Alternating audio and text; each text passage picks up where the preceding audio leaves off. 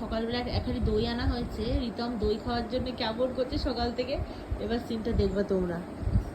ওই দেখো ওই দেখো ওই দেখো ওই দেখো, চলে এসছে দইয়ের হাঁড়ি নিয়ে। ওই দেখো, বিছনায় না ওখানে রাখ দিচ্ছি। এ দেখো সকালবেলা কতবার খোটা মেরেছে, দেখো বাচ্চা মানুষদের মতো কতবার খোটা দিয়েছে। দেখো এইখানে একবার খোটা দিয়েছে খাবে বলে।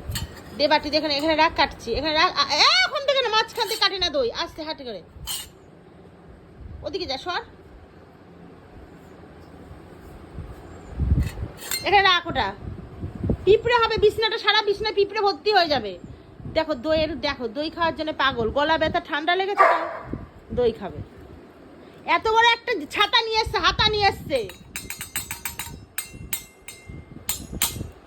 একটা চামচ আনতে বললাম, নিয়ে এলো কি দেখো চামচ নেই। মানে এত বদমাইশ ছেলে না, মানে জালিপুরি আমাকে ভাজা করে খায়। আর খাস না, ঠান্ডা লাগবে, গলা ব্যথা করবে বাবা। তুই খাবি, কেউ খাবে না, যা রেখায়। ওই হাতাটা দিয়ে খাও। ঠিক আছে, হাতে খাবো, ওটা ফ্রিজে ঢুকিয়ে দিয়ে আয়। এত পছন্দ হয়, ঠিক আছে। দেখো এত দই পাগল, কি জানি কেমন খেতে লাগে, একটু দেখি তো টেস্ট করে কেমন লাগছে আগে খেতে।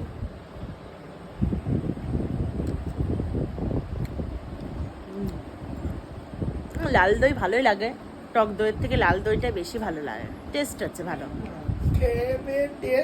খাইনি বাবা, একটুখানি চেটে দেখলাম হাতার। ধর যা খাগা, খেয়ে দে, বলতো কেমন হচ্ছে, রিভিউটা দিয়ে দে। টক দইয়ের থেকে লাল দইটাই বেশি ভালো লাগে, এটা নবদ্বীপের দই, ভালো টেস্টি। খেয়ে পড়তে বসে পড়ো, হ্যাঁ আর দুষ্টুমি করবে না কিন্তু। নাও খেয়ে নাও তাড়াতাড়ি খেয়ে নাও।